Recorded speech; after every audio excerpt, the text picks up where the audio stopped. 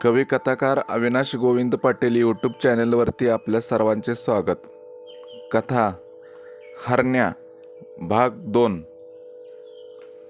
भिजलेल्या खोपटातून चुलीचा धूर बाहेर पडायला वाट शोधत होता.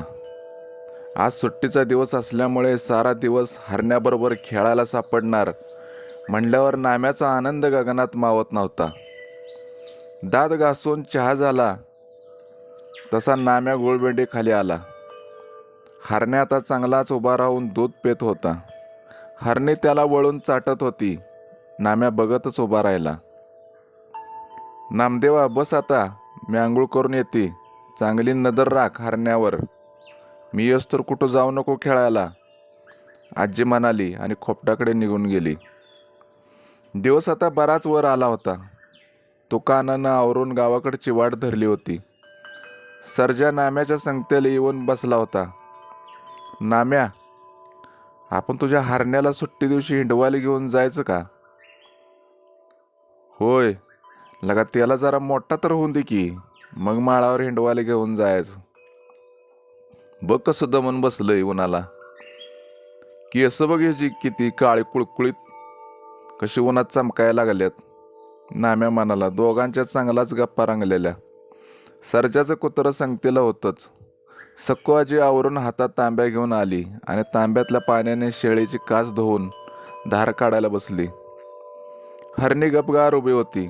बघता बघता तांब्यावर दूध फेसाळून निघालं. नाम्या आणि सर्जा बघतच राहिली.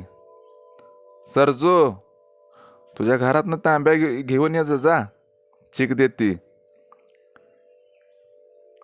सर्जाला म्हणायला अवकाश. सर्जा वाऱ्यागत गेला आणि तांब्या घेऊन आला. पण जामदार तांब्या, सांडू नको. आईला म्हणाव चीक दिलाय, जरा गोळाचा खडा टाकून शिजव म्हणाव. नामदेवा, ह्यो तांब्या तुझ्या आईला दे आणि चीक खाऊनच खेळायला बाहेर जा. आजी म्हणाली तशी पोरं आपापल्या खोपटाकडे पळाली. चीक खाल्लेल्याचा आनंद पोटात मावत नव्हता. नाम्या ढेकर देत बाहेर आला. गुळबेंडी खाली हरण्या आता चांगल्या जागेवरच उड्या मारत होता. नाम्या कौतिकानं त्याच्याकडे बघत होता. हातातली गवताची काडी हरण्याच्या तोंडाला लावून खा खा म्हणत होता. म्हाताऱ्या, ही गवत खात नाही, लगेच कसा खाईल? 4 दिवसानं खायला आपोआप, आजी म्हणाली. होय, मग हरण्या 4 दिवस उपाशी राहणार? अरे बाबा, 4 दिवस नुसतं दूध पिणार, मग त्याला भूक लागत नाही? नाम्या म्हणाला. इतक्यात सर्जा आलाच. मागोमाग सर्जाचं कुत्रं होतंच. सकू आजी उठून खोपटात गेली होती. नाम्या, लगा लय गुळ चटचिक बाबा, डंगिऱ्या बाईला ग जेवलो बघ, पोटावरून हात फिरवत सर्जा म्हणाला. सर्जा बस की, आंघोळीला कधी जायचं का दुपारी जाऊया? वगळीत पाणी आले गुडगावर म्हटल्यावर खंडू पाटलाची विहीर गच्च काटोकाट भरली असेल. पवायला मजा येईल बघ, नाम्या म्हणाला. होय, चालते की. गावातली पण पोरं आज लई येणार. माचाडावरनं उड्या मारायच्या, मग बघ पाणी कसं वर उडतंय. अरे नाम्या, पेरूच्या झाडाला पेरू लय लकाडल्यात, सर्जा म्हणाला. हरण्याबरोबर खेळण्यात दिवस बराच वर आला. नाम्या, चल पोहून येऊया, सर्जा म्हणाला. खांद्यावर टायल टाकून दोघं रपाट पळत सुटली. भोकरीच्या माळावरनं आलेल्या वगळीत आता पाणी कमी आलेलं. गावातून आलेल्या पोरांची कोण आधी विहिरीत उडी मारतोय शर्यत लागायची. नाम्या आणि सर्जा पण विहिरीकडे पळत सुटली. पाटलाचा गंग्या सगळ्यात पुढं होता. पळता पळताच अंगावरली कापडं काढत गडी सुसाट विहिरीकडे झेपावत होता. विहिरीत झेपावणार इतक्यात जोरात बोंबलला आणि विहिरीच्या काठावर चक्कर येऊन पडला. बाकीची पोरं पण मागोमाग पोचली. विहीर काटोकाट भरलेली आणि एक टम्म फुगलेली बाई पाण्यावर तरंगत होती. पोरं जशी आली तशी बोंबलत गावाच्या दिशेनं पळाली.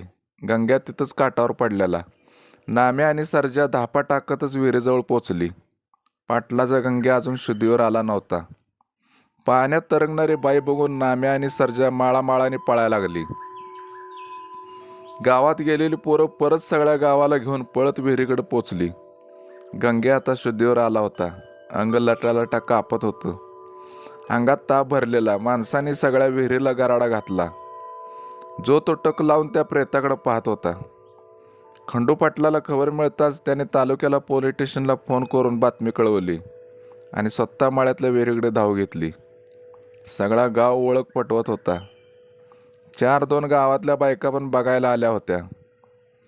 तोंडाला पदर लावून हळू बघायच्या आणि ये बाई म्हणून मागे सारायच्या. तोंड पाण्यात असल्यामुळे प्रेत कोणाला ओळखू येईना. तालुक्याच्या दिशेने धुरळा उडवतच पोलीस गाडी खंडू पाटलाच्या मळ्याकडे झेपावत होती. माणसं आलेली बघून नाम्या आणि सर्जा परत विहिरीकडे आली. बांधावर जीप थांबली तशी काठावरची माणसं मागं सरली. हवालदार जाधव आणि गायकवाड तालीवरून चालत विहिरीजवळ आली. खंडू पाटील नमस्कार साहेब म्हणत पुढे आले. पाटील कोण आहे कळालं का? जाधव साहेब म्हणाले. नाही हो, तोंड खाली आहे त्यामुळं ओळखत नाही. बरी एक काम करूया असं म्हणून गायकवाड साहेब लांबडी काठी शोधू लागले. हे पोरा इकडे ये. गायकवाड साहेब नाम्याला बोलवत म्हणाले. नाम्या थरथर कापत जवळ आला. ते शेवग्याचं झाड दिसते का? तिथं लांबडी काठी आहे बघ, घेऊन ये. साहेब म्हणताच पोलीस भरती असल्यागत नाम्या पळतच काठी घेऊन आला. विहीर काटोकाट भरल्यामुळे प्रेत काढायला विहिरीत उतरायची गरज नव्हती. गायकवाड साहेबांनी काठीने प्रेत साईडला घेतलं. तिथंच उभ्या 2 माणसांना बोलवून प्रेत बाहेर काढलं. चेहरा पण भोपळ्यासारखा झालेला. तेवढ्यात अरे हानमा सुताराची बायको आहे, गर्दीत एक जण म्हणाला. तशी सगळीच प्रेताला निहाळू लागली. पाटील कोण आहे? जाधव साहेब म्हणाले. आमच्याच गावची आहे, हानमा सुताराची बायको. खंडू पाटील म्हणाले. तशी पोहायला आलेली पोरं गावात हानमा सुताराच्या घराडं पळत सुटली. तोंडाला पदर लावून गावातल्या बायका पुढं येऊन बघत होत्या. जाधव साहेबांनी येतानाच ॲम्ब्युलन्स सांगितली होती. ती पण माळावरचा धुरळा उडवत मळ्याजवळ येऊन थांबली. गावात गेलेली पोरं हनुमा सुताराला घेऊन आली. अस्सल दारुड्या हनुमा स्वतःचा तोल सांभाळत विहिरीकडे धावत होता. प्रेत बघून गडी हंबरडा फोडत खाली बसला. गडी गुरागत आरडत होता. जाधव साहेबांनी हनुमाला पोलीस गाडीत बसवला. प्रेत ॲम्ब्युलन्समध्ये घालून दोन्ही गाड्या धुरळा उडवत तालुक्याच्या गावाला निघून गेल्या. पोहायला आलेली पोरं न पोहताच गावाकडे निघून गेली. नाम्या चल बाबा घराड जाऊया, सर्जा म्हणाला. होय होय. दोघं भोकरीचा माळ धरून आपल्या घराडे पळाली. पोरानं पोहून आला सा? गुळबेंडी खाली बसलेली सकू आजी म्हणाली. नाही पोहलो, सर्जा म्हणाला. का र? अगं म्हातारी आहे, हनुमा सुतार आहे का नाही? तिची बायको खंडू पाटल्याच्या हिरीत मरून फुगलेली, नाम्या म्हणाला. ती आणि कवाशी? तोंडाला पदर लावत सकू आजी म्हणाली. पोलीस आलं होतं मडण्याची गाडी घेऊन. आत्ताच गाड्या गेल्या बघ तालुक्याला. हनुमा सुतारला आपण घेऊन गेलो पोलीस गाडीतनं, नाम्या म्हणाला. तुम्ही कशाला थांबला होता पोरांनो? बारक्या पोराने तसलं बघायचं नसतंय. जा आता टोपल्यात ते भाकरी खाऊन घे जा, सकू आजी म्हणाली. गुळबेंडीखाली हरण्या निवांत झोपलेला. हरणी रवंत करत गपगार बसलेली. सर्जा आपल्या गुंड्याला घेऊन खोपटाकडे निघून गेला. बघता बघता गणपती आपला 11 दिवसाचा मुक्काम करून गावी गेले सुद्धा. आता महाळ चालू झालेला. उतरा नक्षत्राचं ढग दाटेवाटेनं आकाशात दिसायला लागलेलं, पण भुईवर अजून तरी उतराय तयार नव्हतं. हुरडा फुलात आलेली पिकं वासून ढगाकडे बघत होती. आणि काय गंमत म्हणायची, बघता बघता पावसानं भुई धरून झोडपायला सुरुवात केली. सगळी रानं ताली भरून निघाल्या. भर दुपारी भोकरीचा माळ समुद्रासारखा दिसायला लागला. वगळीतनं गुडगाभर गडूळ पाणी सैरावारा पळत होतं. भिजलेला हरण्या खोपटात गपगार पावसाकडे बघत होता. हरणी खाली बसून रवंत करत होती. रानामाळात गेलेली माणसं आडोशाला थांबली होती. चांगल्या तासभर पावसानं माळावर पाण्याचं पाझर फुटलं होतं. पाऊस थांबल्यावर रानामाळातली माणसं घराड निघाली. तिकडं शाळेत आज कौलातून येणारा कवडसा कुठं दिसत नव्हता. त्यामुळे मुलांची घालमेल चालू झालेली. शाळा कधी सुटणार याचीच वाट मुलं बघत होती. झाडावर बसलेली पाखरं भिजलेले पंख फडफडत नुसतीच फांदीवर जागा बदलायची. घंटा वाजली तशी पोरं मेंढरागत बाहेर उधळली. पाऊस आता पूर्ण थांबला होता. नाम्या आणि सरजा माळाकडे धूम पळाली. वगळीतल्या गुडगाभर पाण्यातून पोरं भोकरीच्या माळावर खोपटाकडे चालू लागली. मावळतीचं ऊन माळावर सोनेरी पावलांनी पसरलं होतं. गार वार अंगाबरोबर झोंबत होतं. नाम्या, तुझं हरण्या आता गवत खातं का र? सरजा दप्तर सावरत म्हणाला. मग लगा, सारखं तोंड चालूच असतंय बघ त्याचं. भाकरी पण कुरू कुरू खातंय. कुठनं कशा पण उड्या हाणतंय. लय भारी हरण्या हाय, नाम्या कौतुकानं सांगत होता. अनवानी पायाला भिजलेलं गवत मऊ गादीसारखं लागत होतं. समोर दिसणारी खोपटं भिजून चुलीतल्या धुराला वाट काढून देत होती. निघणारा धूर आकाशाला गवसणी घालत होता. सरजा, चल हरण्याला बघून जा, नाम्या म्हणाला. चल. दोघं पण खोपटात आली. तसा हरण्या दोघांच्या अंगावर उड्या मारू लागला. सुटली का शाळा? नाम्याच्या आई चहात दूध घालत म्हणाली. होय, जात बाबा नाम्या. आरबस की सरजू, चहा घे, म्हणत नाम्याच्या आईनं चहा दोघांसनी दिला. चहात घातलेलं दूध बघून सरजाला काय बोलावं सुचत नव्हतं. गडी पहिल्यांदा चहात दूध घातलेला चहा पित होता. भारी झालाय चहा, आमच्यात असा नसतोय, बशी खाली ठेवत सरजा म्हणाला. सरजू, तुम्ही पण आणा की एखादी शिर्डी. नाम्या दोघं सुट्टी दिवशी जाचाला की हिंडवायला, नाम्याची आई म्हणाली. होय, सांगतो की आमच्या दादासनी. आईला म्हटलं तर आई म्हणली, नाम्याच्या शिर्डीला पाठ झाली का आपण घ्यायची सांभाळायला. मग कधी व्हायची पाठ तुमच्या शिर्डीला? आम्हाला देणार? सरजा काकुडे पाहत म्हणाला. होय, पुण्यांदा शिर्डीला बाळ झालं का मग पाठ झाली का तुम्हासनी दिन सांभाळायला. अजून वरीसभर वकूत आहे, नाम्याची आई म्हणाली. अजून वरीस? सरजा डोक्याला हात लावत म्हणाला. आणि पुण्यांदा हरण्या झाला तर? सरजा काळजीने म्हणाला. मग अजून एक वरीस, नाम्याची आई कबशी पाटीत खंगाळत हसून म्हणाली. सरजा दप्तर घेऊन त्याच्या खोपटाकडे निघून गेला. पण दुधाचा चहा पिल्याचा आनंद त्याच्या तोंडावर दिसत होता. नाम्या दप्तर काढून अभ्यास करत बसला. दिवस आता मावळतीला टेकला होता. गार वारा खोपटाला वळसा घालून पुढं वाहत होतं. अंधार दाटायला लागला. हरणी गळ्यातला घुंगरू वाजवत उठली आणि बाहेर बघत ओरडायला लागली. आत्या आल्या वाटतं, नाम्याची आई म्हणाली आणि वैलावर चहा ठेवला. नामदेवा, पुस्तक वाचतोयस वाटतं, वैरणीचं गटरू खोपटाबाहेर ठेवत म्हातारी आई म्हणाली. हरणी ओरडायची बंद झाली. बाहेरच्या रांजणातलं कासांडीभर पाणी घेऊन हातपाय धुतलं आणि पदरानं तोंड पुसत आजी आत आली. सुनेनं चहा पुढं दिला. चहाचं बुरकं घेत, चांगला बिजमीचा पाऊस झाला बाई. वैरण काढली होती म्हणून बरं, नाहीतर हारणी माझी उपाशी राहिली असती बघ. नामदेव, ती गटूळ सोडून ठेव जरा वारवशी, आणि त्यात वाळका आहे ते बघ, घे खायला. वाळूक म्हटल्यावर नाम्या उठलाच. वैरण पसरून ठेवली. त्यातून गरम वापा येत होत्या. हाताला 2 वाळका लागली तसा नाम्या खुश.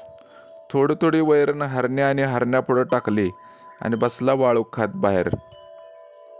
अंगणात अंधार पसरला होता. चुलीतला जाळ वैलावर ठेवलेल्या भाकरीच्या तव्याला जिबळ्या चाटत होता. नाम्याची आई भाकरी करण्यात मग्न झाली. म्हातारी आई रानातनं आणलेली भाजी अंधुक दिव्याच्या उजेडात निवडत होती.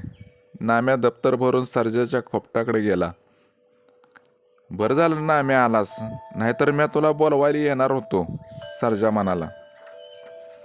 वायरची पिशवी उघडून दाखवत, हा बघ, पिशवीत काय आहे दिसलं का? हात नको घालू, चावल, हात धरून सरजा म्हणाला. अरे काय आहे पिशवीत? नाम्या म्हणाला. अरे आमच्या दादानी वड्यातनं खेकडा आणल्यात धरून. आज खेकडाची कढी करायची आहे, लय भारी लागती, सरजा तोंडाला सुटलेलं पाणी गिळत म्हणाला. मग कधी करायचं आहे ते? नाम्या म्हणाला. दादा खेकडं आत्ता करायचं आहे ती का नाही? होय होय, सरजा ती पाटी घे इकडं, खेकडं काढूया त्यात. लय वक्कूत झालाय, कडी कधी व्हायची. नामा तू ये कडी खायला. सरजाचा दादा पाटीत खेकडं होतत म्हणाला. दमा, मी आयला सांगून येतो. अरे दम नामा, तुझ्या अण्णाला पण आल्यावर भाकरी घेऊन यायला सांग. समधीच कडी खाऊया. खेकड्याच्या नांग्या तोडत दादा म्हणाला. तसा नाम्या घराकडे पळाला. गुंड्या त्याच्या मागे खोपटापर्यंत आला. आय आय काय रे नामा? आई म्हणाली. अगं सरजाच्या दादाने खेकडं आणल्यात 10-12. मला म्हणलं तू आणि अण्णा या जेवायला भाकरी घेऊन. नामा म्हणाला. कुठं गावलं रे खेकडं? भाकरी वाजत आई म्हणाली. वाड्यातनं धरून अंड्यात लय मोठं आहे ती. मी जातो तिकडं. अण्णा आले की माझ्या पण भाकरी दे. आता जेवूनच येतो. नाम्या म्हणाला आणि सरजाच्या घराकडे पळाला. सरजाचा दादा खलबत्त्यात खेकड्याची नांगी चेचत बसलेलं. नामा आलास पण? अण्णा आलाय काय? नाही अजून. आल्यावर येतील भाकरी घेऊन. नाम्या खलबत्त्याजवळ बसत म्हणाला. खोपट्यात दिव्याचा मिनमिनता उजेड पसरलेला. सरजाच्या आईनं मसाला करून ठेवलेला आणि भाकरी थापायला घेतलेल्या. खोपटाबाहेर बसलेला गुंड्या नांग्या तुटलेल्या खेकड्याकडे बघत शेपूट हलवत होता. आज त्याला पण खेकड्याची मेजवानी होती. नाम्या सरजा तुटलेल्या नांग्या हातात घेऊन बघत होती. नांग्याहीन झालेले खेकडे आता एका जागेवर बसून मरणाची वाट पाहत होते. नाम्या, हबक, हे खेकडा बघ अजून जित्ता आहे. ह्याचं तोंड बघ अजून हालतंय. काय म्हणत असेल र? सरजा खेकड्याची पेटी आपल्या तळ हातावर घेत म्हणाला. लगा आपणाला शाप देत असेल. नाम्या त्या पेटीकडे पाहत म्हणाला. दादा खरंच ह्यो शाप देत असेल? सरजा दादाकडे बघत म्हणाला. आता पोरांना काय सांगायचं कळत नव्हतं. दादा नुसतंच हसला आणि चेचलेल्या नांग्या कापडावर घेऊन पातेला त्याचा रस पिळू लागलं. गप नाम्या, काहीतरी सांगतोयास. लगा त्यांना बोलायला तरी येते का? आणि शाप देणार कसं? सरजा म्हणाला. नाम्या गप्प बसला. दादानं कापड उघडून त्यात जरा पाणी घातलं आणि परत एकदा चेचलेला चुरा घट्ट पिळून घेतला. चांगला अर्ध पातेलं नांग्याचा रस निघाला. आता याच रशाची फोडणी टाकून कढी करायची. पोरांनो ती पाटी घ्या इकडं, त्या पेट्या भरा पाटीत. दादा म्हणाल तसं पोराने ती खेकड्याच्या पेट्या पाटीत टाकल्या. काही जणांनी जीव सोडले होते. काही जण अजून तोंड उघडून तळतळाट देत होते. दादाने तो चुरा पाटीत ओतला आणि पाटी पुढे सरकवली. सरजा, ही पाटी बाहेर वत माळावर, एका बाजूला. गुंड्या खाईल. तसा बाहेर बसलेला गुंड्या शेपूट हलवत उभा राहिला. सरजा आणि नाम्या पाटी घेऊन बाहेर आली. बाहेर अंधार दाटलेला. गुंड्या मागोमाग येत होता. पोराने पाटी माळावर ओतली आणि खोपटात पळाली. तसा गुंड्या त्या खेकड्याच्या पेट्या फस्त करू लागला. त्याची पण आज फिस्ट झाली होती. झाली का नाही कडी? अण्णा ये, आज येळ केलास.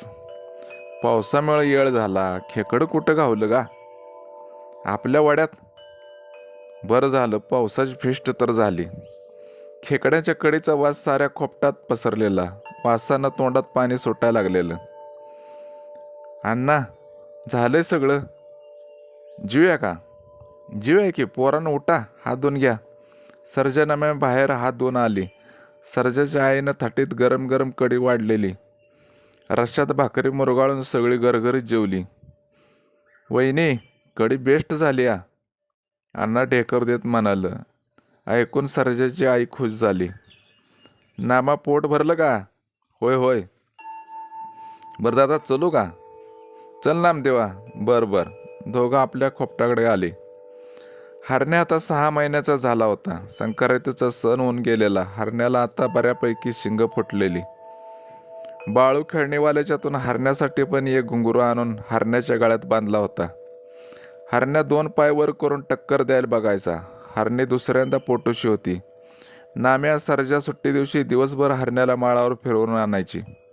हरण्या माळावर शेलक खायचा. चांगला दणकट झाला होता. सुट्टीचा सगळा दिवस हरण्याच्या संगतीनं पार पडायचा.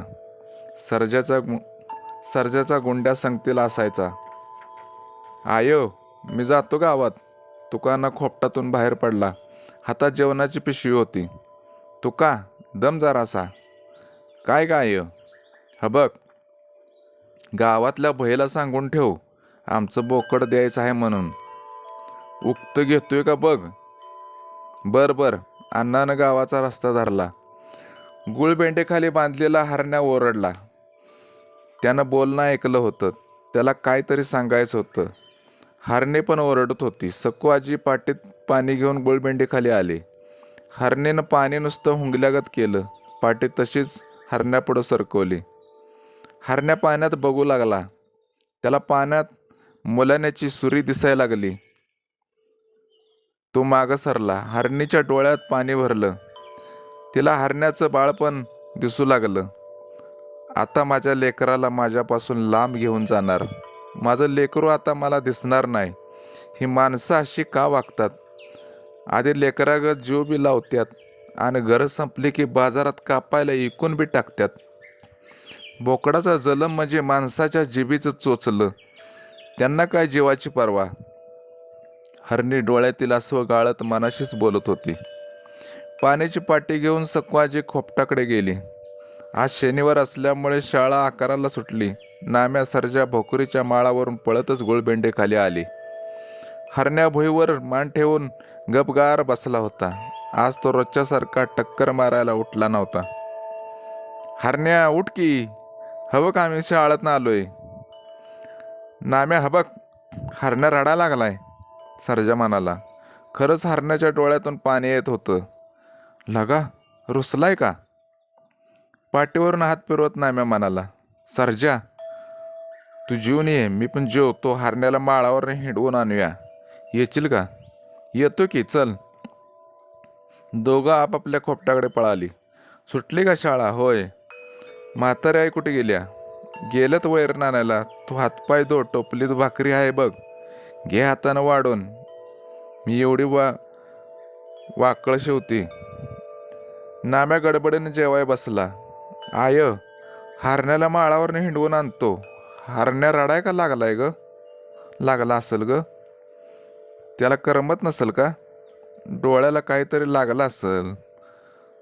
तुला अभ्यास नाही का? हाय की, संध्याकाळी आल्यावर करतो. जाऊ का? हा, लय लांब जाऊ नको. बर. सर्जा गुळबेंडेखाली आला. नाम्यानं हरण्याला सोडला तसा तो अंग झाडून उठला आणि माळावर चालू लागला. सर्जाचं कुत्रं पण माळावर संगतीनं आलं होतं. हरण्या रोजच्यासारखा हिंडत नव्हता. तो नुसतंच खाल्ल्यासारखं करायचा. दिवस मावळतीला घराडं आली. हरणीला आधीच खोपटात बांधली होती. हरण्याला पण खोपटात बांधलं. सरजूचा चहा पिऊन जा रे. होय. आता चहा पिऊन अभ्यासाला बसा. नाम्या, चला आमच्यात अभ्यासाला. अभ्यास करू, सर्जा म्हणाला. आय जातो का अभ्यासाला? जेवायला टायमात ये. बर. माळावर आता अंधार दाटत चाललेला. सक्कू आजी दारात मिसरी घासत बसलेली. तुका आला वाटतं, चहा ठेवू. रांजणातलं डिचकीवर पाणी घेऊन सक्कू आजी चूळ भरून आत आली. लवकर आलास. कापडा आज कमी होती. चहा घे. भईची गाठ घेतलीस का? होय, उद्या येतो म्हणल्यात. अण्णाचं बोलणं ऐकून हरणीच्या काळजात धस्स झालं. हरण्या नुसताच खोपटाच्या बाहेर अंधारात काहीतरी शोधत होता. त्याला त्याचं मरण दिसत असावं का? का हो, हरण्याला ऐकतायसा? मग काय करायचं ठेवून? परत लय निबार झाला का दर येत नाही. आता 4 पैक तर येतील. होय, पण नामदेवला सांगितलं का? सांगू की आता. तोपर्यंत नाम्या आलाच. अण्णा, काय सांगायचं आहे मला? आलाच अभ्यास करून? अरे, आपल्या हरण्याला ऐकायचं आहे. उद्या गावातला भय येतो म्हणलाय. कुठला भय? ते बोकड कापती त्यो? नाही, हरण्याला कापायला द्यायचं नाही द्यायचं. नाम्यानं हरण्याला मिट्टी मारली. म्हातारी आहे, सांग की अण्णासनी. त्या बैला येऊ नको म्हणावं, मी हरण्याला ऐकू देणार नाही. अरे नामदेवा, बोकडाचा जन्म दोडा कापायसाठी ये इकडे, जेव तू. नाम्याला झोप लागत नव्हती. तो रातभर दिव्याच्या उजेडात हरण्याला बघत होता. झोप नाम्या झोप, माझा जन्मच कापायसाठी. आम्हाला काय जीव असतोय होय, तुम्हा माणसाला तेवढा जीव. 4 पैक्यासाठी आणि तुमच्या फिस्ट पार्ट्यासाठी आमचा जीव स्वस्त. झोप तू, लय जीव लावलास मला. कवा ना कवा तरी मरण हायच की. मी येईन परत पुण्यांदा जन्म घेऊन तुझ्याबरोबर खेळायला. झोप आता. हरण्या आतल्या आत म्हणाला. नाम्याची झोप लागली होती. हरण्या मात्र दिवस उगवायची वाट पाहत जागाच होता. सूर्य उगवून आपलं हात पाय पसरून माळावर पसरलेला. चुलीतलं जाळ चुलीत ठेवलेल्या चहाच्या भांड्याला जिबळ्या चाटत होता. सक्कू आजीनं हरण्याला गुळबेंडी खाली बांधलं होतं. नाम्या डोळं चोळत उठून बसला. उठ, चहा ठेवलाय, दात घासून चहा पाव खा. नाम्या सरळ उठून गुळबेंडी खाली आला. हरण्यानं पुढचं दोन्ही पाय उचलून नाम्याला हलकीशी टक्कर दिली. हरण्या, अजून एकदा. हरण्यानं आणखी एक टक्कर मारली. दम, चहा पाव खाऊन येतो, तू वैरण खा. नाम्या खोपटाकडे पळाला. तुका हाय का? बै दारात आला होता. बै आलासा, या चहा घ्या. नको नको, चहा घेत नाही व. चला. तुकानं सक्कूआजी बैला घेऊन गुळबेंडी खाली आली. नाम्या पण मागोमाग पळाला. सर्जाचं कुत्रं बैला भुकत होतं. सर्जा आलाच. हरण्याचा आवाज बसला होता. तो आता मुक्का झाला होता. हरणी मात्र दाव्याला हिसका देत ओरडत होती. बैनं हरण्याला उचलून बघितलं. तुका, किती सांगितलंय? आता तुम्ही सांगा. 1200 देतो बघ, 13-14 भरल. बैनं अजून 100 वाढवा. बै, अजून 100 वाढवा. सक्कू आजी म्हणाली. म्हातारे, नको ऐकूस हरण्याला. नाम्या, दम जरा. मग काय करतायसा बाई? अहो, 90 रुपयाला 1 किलोचा वाटा ऐकतोय. बराबर आहे 1200. बर, 50 वाढवा. हरण्याचा व्यवहार ठरला. नाम्या रडत होता. नाम्याची आई नाम्याला समजावत होती. भाकरीचा एक तुकडा आण, सक्कू आजी म्हणाली. तशी नाम्याची आई खोपटात जाऊन भाकरीचा तुकडा तांब्यात पाणी घेऊन आली. भाकरी हरण्याला चारली. हरण्यानं पण या घरची शेवटची भाकरी म्हणून कुरू खाल्ली. बहीनं बंडीतल्या खिशातनं पैसे काढून 1250 रुपये सक्कू आजीच्या हातात दिलं. आहेत का बराबर? आहेत. बहीनं हरण्याच्या गळ्यातला घुंगराचा कंडा काढून नाम्याच्या हातात दिला आणि आणलेली दोरी हरण्याच्या गळ्यात बांधली. नाम्या जवळच उभा होता. हरण्यानं पुढचं 2 पाय दुमडून नाम्याला हातावर हलकीशी टक्कर दिली. नाम्याच्या हातातल्या कंड्याचा घुंगरू खुळखुळू वाजला. तुका चलू क्या? हा. बहिणा हरण्याला घेऊन गावाकडचा रस्ता धरला. हरण्या त्याच्या मागं मरणदारीत चालला होता. हरणीच्या तोंडाला ओरडून ओरडून फेस आलेला. ती आपल्या लेकराला डोळं भरून पाहत राहिली. भोकरीचा माळ आता गहिवरला होता. धन्यवाद.